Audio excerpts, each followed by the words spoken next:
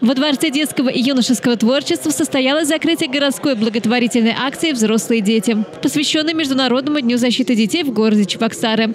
Акция является составной частью благотворительного марафона именем детства во имя детства, старт которому дан главой Чувашии Олегом Алексеевичем Николаевым 29 марта 2024 года. Она охватила все муниципалитеты республики. Участниками стали предприятия, организации, депутаты, молодежные объединения, волонтерские отряды и просто неравнодушные люди. Завершающим этапом акции стало проведение открытого чемпионата Чувашской республики по пилотированию и программированию беспилотных летательных аппаратов. Среди школьников – гонка дронов. Вы знаете, конкурс очень актуальный, очень своевременный.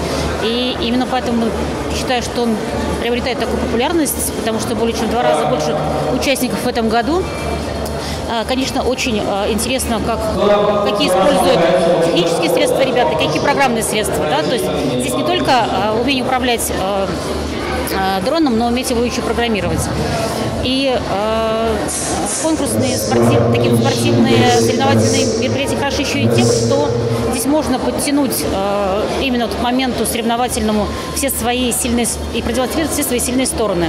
Мероприятие проведено при поддержке Федерального агентства по делам молодежи по 3 направлениям. Скоростное прохождение трассы квадрокоптерами, скоростное прохождение трассы на виртуальном симуляторе и программирование квадрокоптера. Мы впервые проводим эти соревнования именно по 3 направлениям. Если у нас раньше был опыт проведения соревнований только по пилотированию коптеров, то в этом году благодаря Ассоциации Росмолодежи России и благотворительной акции «Взрослые дети» мы получили возможность провести мероприятие еще дополнительно по 2 направлениям – программирование квадрокоптеров и пилотирование на симуляторе. К тому же в этом году мы впервые вышли на межрегиональный уровень. То есть если раньше у нас приезжало по 30-40 ребят из нашего региона, то сегодня уже более 100 заявок не только из Чувашской республики, но и из Нижегородской области и Республики Марий Эл.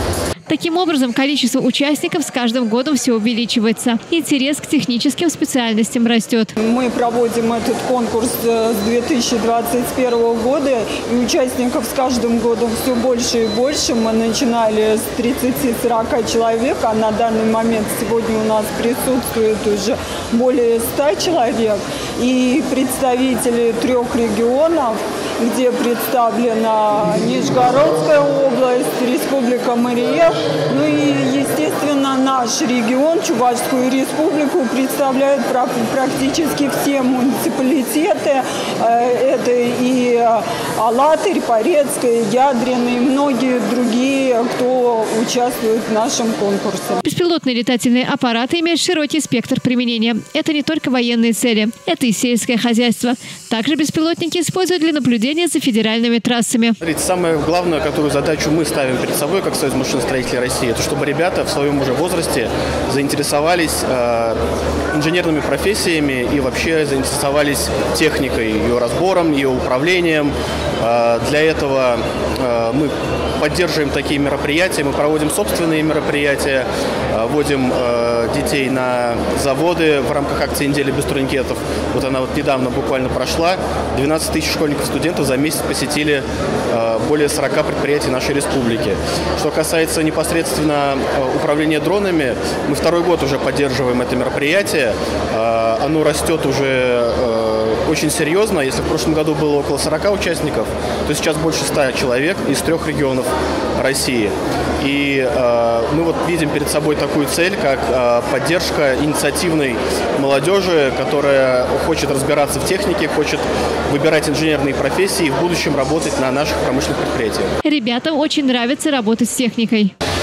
Мне очень нравятся роботы, очень нравятся. И поэтому мне нравится тоже летать на квадрокоптерах. Но это очень круто, как по мне. Так что реализовать себя может каждый. Главное – сделать первый шаг. Елена Яковлева, Никон Васильев, «Жизнь столицы».